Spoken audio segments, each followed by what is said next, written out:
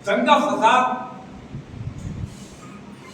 हमारे देश की तरक्की और खुशहाली के लिए ठीक है। अमन ज्यादा बेहतर है या फसाद ज्यादा बेहतर है, ये हिंदू समाज को तय करना है। कुछ लोग अपने जाती फायदे के लिए, वोटों की राजनीति करने के लिए इस किस्म का माहौल बनाते हैं। ऐसे लोगों से हमें सतर्क रहना है और अपनी एकता और भाईचारे को किसी भी हालत में नहीं टूटने देना है। और हमें कोशिश करनी है कि जो नुकसान हुआ है उसकी किसी सूरत से भरपाई हो जाए। देश के प्रधानमंत्री जी ने भी इजराइल की हिमायत की है, जबकि बाकायदा बाज़ाब्ता तरीके से विदेश मंत्रालय की कोई पॉलिसी वाज़ेह नहीं हुई है, आधिकारिक कोई बयान नहीं आया है। प्रधानमंत्री का वो जाती बयान है और प्रधानमंत्री ने सिर्फ मुस्लिम नफरत की बुनियाद पर कि मुसलमानों को जिस चीज से तकलीफ पहुंचेगी वो नरेंद्र मोदी ने करना है, ये बातें ठीक नहीं है। आज जो बयान आया है, सरकारी बयान, उसमें तो हमारे विदेश मंत्रालय ने साफ कर दिया कि हम फिलिस्तीन की स्वतंत्रता और जो उसकी संप्रभुता उसके साथ है। देखिए, ऐसा है, बयान पहले आपने क्या दिया, अब आप क्या दे रहे हैं। तो जल्दबाजी में जो काम होता है फिर उसको बात बदलना पड़ती है।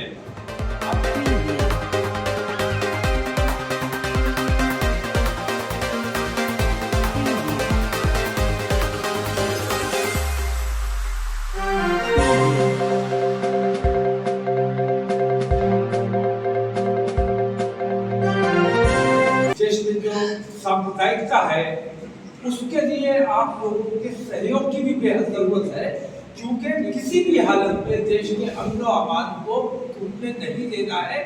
एकता और भाईचारे के साथ खिलवाड़ अगर कोई करता है तो मुझसे बड़ी जिम्मेदारी मैं समझता हूँ कि आप लोगों की बनती है, क्योंकि आप लोग माहौल बनाने और बिगाड़ने का काम कर सकते हो।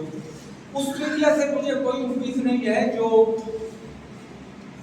बिकी हुई है, लेकिन आप लोगों से मुझे बहुत उम्मीद है कि देश हित के, देश प्रेम के इस काम में आप लोगों का हमें सहयोग है।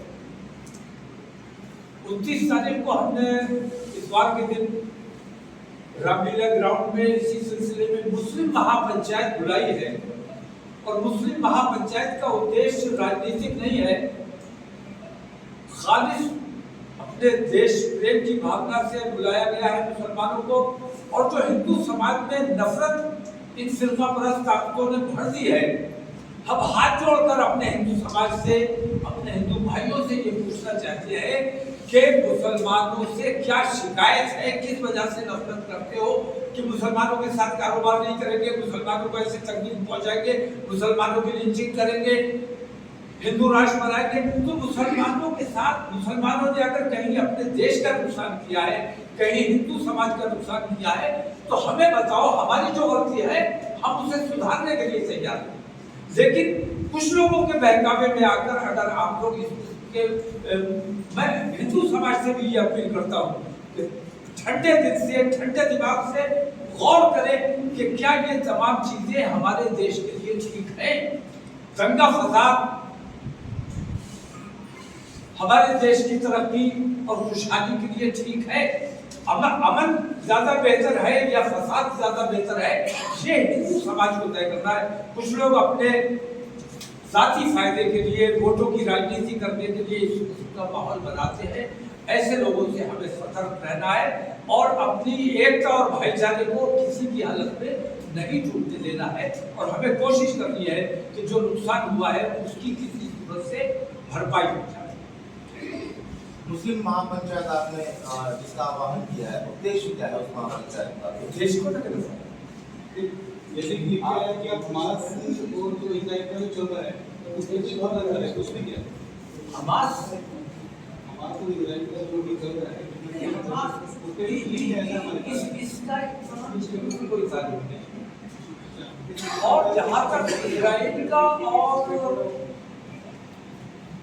हमारे देश के प्रधानमंत्री जी ने भी इजराइल की हिमायत की है, जबकि बाकायदा बाज़ाब्ता तरीके से विदेश मंत्रालय की कोई पॉलिसी वाज़ेह नहीं हुई है, आधिकारिक कोई बयान नहीं आया है। प्रधानमंत्री का वो जाती बयान है और प्रधानमंत्री ने सिर्फ मुस्लिम नफरत की बुनियाद पर कि मुसलमानों को जिस चीज से तकलीफ पहुंचेगी वो नरेंद्र मोदी ने करना है, ये बातें ठीक नहीं है।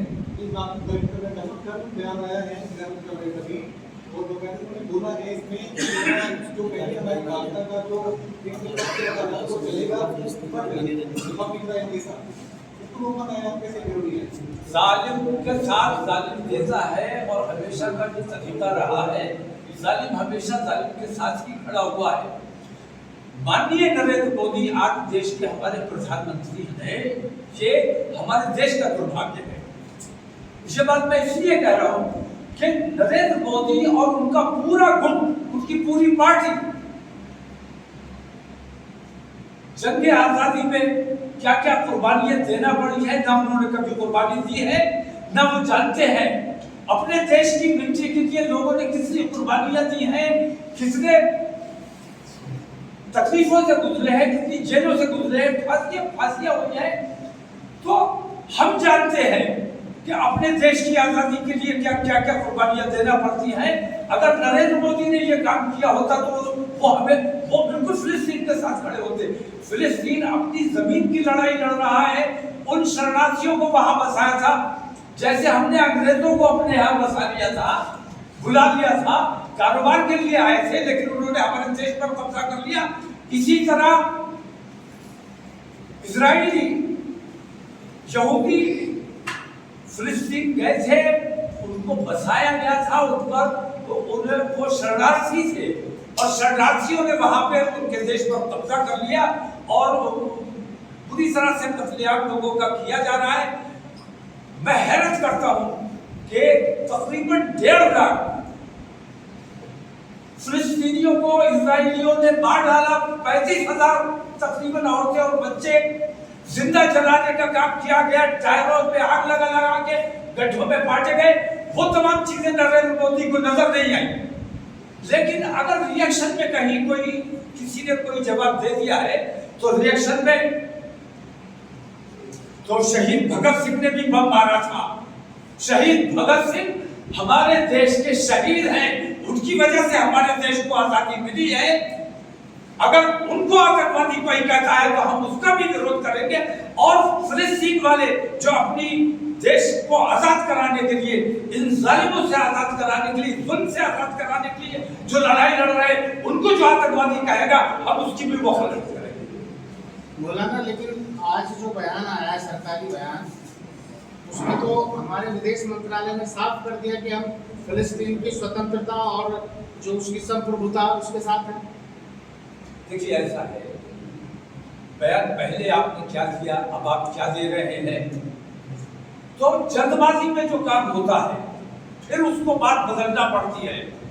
अब जो बात कही जा रही है ये बातें तो अटल बिहारी वाजपेयी, हिंदुस्तान ने हमेशा इजराइल की मुखालफत की है, चाहे कोई प्रधानमंत्री रहा हो। यहाँ तक कि अटल बिहारी वाजपेयी जो भारतीय जनता पार्टी की आत्मा जिसे कहा जाना चाहिए, वो तक तो भारतीय जनता पार्टी की जो मूल उनकी सोच है उसके खिलाफ नरेंद्र मोदी ने बयान दिया है।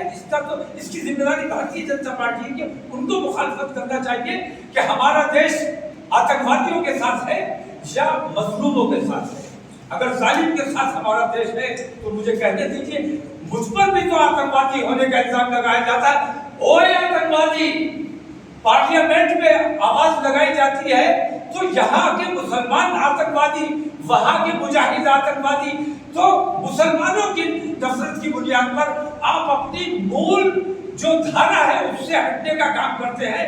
मुसलमानों को नुकसान पहुंचाने के लिए आप अपने पूरे देश को नुकसान पहुंचाने का काम करते हैं। ऐसे तमाम लोग जो ये काम कर रहे हैं वो अपने देश का नुकसान पहुंचा रहे हैं। और मेरा मानना यह है कि जो अपने देश का नुकसान कर रहा है, हिंदू मुस्लिम एकता को तोड़ने का काम कर रहा है, वो देशद्रोही है। अगर मैं अपने देश को नुकसान पहुंचाता हूं, मुझे देशद्रोही कहा जाना चाहिए।